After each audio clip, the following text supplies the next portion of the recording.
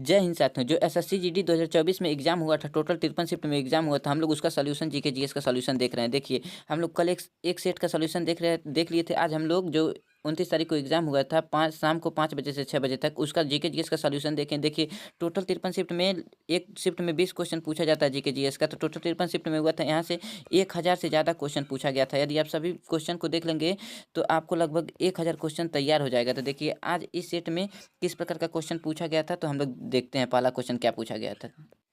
देखिए, question number पहला है, पंडित रविशंकर सहित परवेज खान, बुद्धजीत मुखर्जी, अनुष्का शंकर का संबंध किससे है। तो ये सभी लोग क्या बजाते थे, कौन सा वाद्य यंत्र, सितार बजाते थे। तो ये सभी सितार वादक हैं। उसके बाद क्वेश्चन नंबर दूसरा पूछा था कि हैंडबॉल टीम में कितने खिलाड़ी होते हैं। तो हैंडबॉल टीम में 7 खिलाड़ी होते हैं। आपको बताना है क्रिकेट में कितने खिलाड़ी होते हैं। उसके बाद क्वेश्चन नंबर तीसरा है। देखिए, क्वेश्चन नंबर तीसरा है कि एक वर्ष के दौरान एक फार्म की, यहाँ पे भरना है, वर्ष के दौरान फार्म का उत्पादन माइनस, यहाँ देखिए माइनस के चिन्ह, वर्ष के दौरान फार्म की बिक्री का मतलब अंतर पूछा है, तो माल और सूची में परिवर्तन को यहाँ पे भरना है। ठीक है। उसके बाद क्वेश्चन नंबर चौथा पूछा था।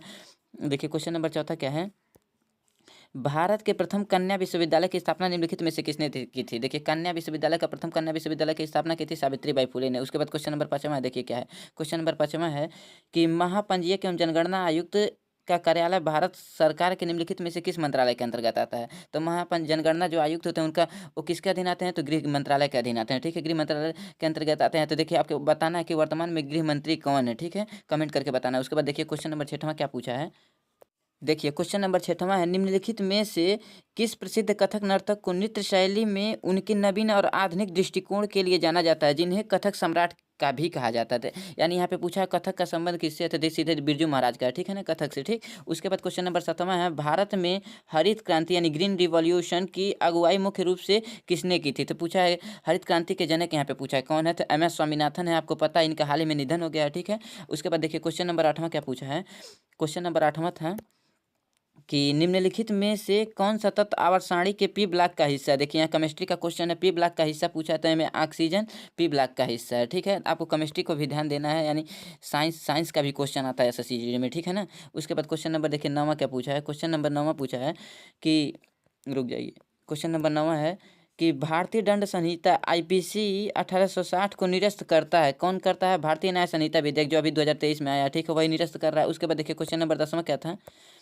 क्वेश्चन नंबर 10वां है कि अक्टूबर 2023 तक भारत के केंद्रीय सतर्कता आयुक्त कौन है। देखिए, यहाँ करेंट अफेयर का है, प्रवीण कुमार श्रीवास्तव है, लेकिन ये अभी बदल भी सकते हैं। तो आपको करेंट अफेयर वर्तमान के समय में का देखना है कि कौन है। ठीक है, तो ये करेंट अफेयर का क्वेश्चन था। उसके बाद देखिए, क्वेश्चन नंबर 11वां पूछा है। क्वेश्चन नंबर 11वां है, 2022 राष्ट्रमंडल खेलों की मेजबानी किस शहर ने की थी। ठीक है, तो बर्गिंघम ने किया था। देखिए, अब 2022 में हुआ था, अभी 2024 में हुआ होगा। आपको 2024 का देख के चलना है। ठीक है, कौन कहाँ पे हुआ था, खेलों से संबंध क्वेश्चन आता है। उसके बाद देखिए, क्वेश्चन नंबर 12वां देखते हैं क्या पूछा था।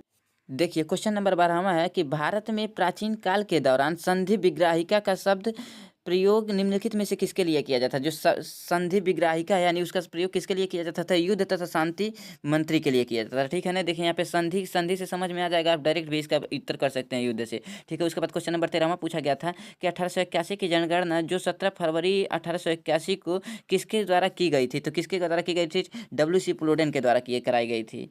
ठीक है, उस समय थे जनगणना आयुक्त। उसके बाद क्वेश्चन नंबर देखिए 14वां क्या पूछा है। क्वेश्चन नंबर 14वां पूछा है कि 10वीं पंचवर्षीय योजना की समयावधि निम्नलिखित में से कौन सी है। 10वीं पंचवर्षीय योजना की समयावधि है 2002 से 2007। आपको कमेंट में बताना है पहली पंचवर्षीय योजना के समयावधि क्या है, यानी कब से शुरू। देखिए, यहाँ पे क्वेश्चन नंबर 15 है, इंडिया अर्थात भारत एक है, यानी किस अनुच्छेद में कहा गया, राज्यों का एक संघ है। या अनुच्छेद 1 में ही कहा गया, भारतीय संविधान के अनुच्छेद 1 में कहा गया कि राज्यों का भारत एक, इंडिया अर्थात भारत राज्यों का एक संघ है। ठीक है। उसके बाद क्वेश्चन नंबर 16वां देखिए, क्वेश्चन नंबर 16वां क्या है कि भारतीय संविधान अपने सभी, यहाँ पे भरना है ठीक, के लिए सार्वभौमिक वयस्क मताधिकार की गारंटी देता है। तो भारतीय संविधान किसको कहेगा, दूसरे देशों को लोगों को कहेगा नहीं, भारतीय संविधान के लोगों को ही कहेगा, यानी नागरिकों को। भारतीय संविधान अपने नागरिकों के लिए। ठीक है। उसके बाद क्वेश्चन नंबर 17 देखिए क्या पूछा गया था। क्वेश्चन नंबर 17 है कि सुल्तान जोहर कप 2023 में किस टीम ने जीता। देखिए, करंट अफेयर का क्वेश्चन है, तो अभी बदल गया होगा, आपका 2024 का देखना है। जो अगर हुआ होगा तो कौन जीता है, तो जर्मनी में जीता था, लेकिन जब हुआ था तो जर्मनी ने जीता था। ठीक है। उसके बाद देखिए, क्वेश्चन नंबर 18 क्या पूछा गया है। क्वेश्चन नंबर 18 है कि अंतर्राष्ट्रीय लूसोफोन महोत्सव का आयोजन किस भारतीय राज्य में किया गया है। ठीक है, तो गोवा में किया गया। लूसोफोन महोत्सव का संबंध कहाँ से है? गोवा से। उसके बाद देखिए क्वेश्चन नंबर 19 क्या पूछा गया था। देखिए क्वेश्चन नंबर 19 है, प्रधानमंत्री नरेंद्र मोदी ने 2023 में लालपुर गांव में राष्ट्रीय स्किल सेल एनीमिया उन्मूलन मिशन का शुरुआत किया था। ये भी करंट अफेयर का क्वेश्चन है, तो देखिए ये भी अब बदल गया होगा, तो आप वर्तमान समय का आपका देख के चलना है। उसके बाद क्वेश्चन नंबर 20 में पूछा था कि प्रसिद्ध कुचिपुड़ी नर्तक राजा रेड्डी निम्नलिखित में से किस कलयुग सत्यभामा कहा जाता है? किसे कलयुग का सत्यभामा कहा जाता था? तो वह शोभा नायडू को कलयुग का सत्यभामा कहा जाता है। देखिए 20 क्वेश्चन कंप्लीट हो गया। अब इसके बाद नेक्स्ट तीसरा सेट हम लोग स्टार्ट करेंगे। ठीक है, तो तीसरा सेट कल आएगा वीडियो। ठीक है।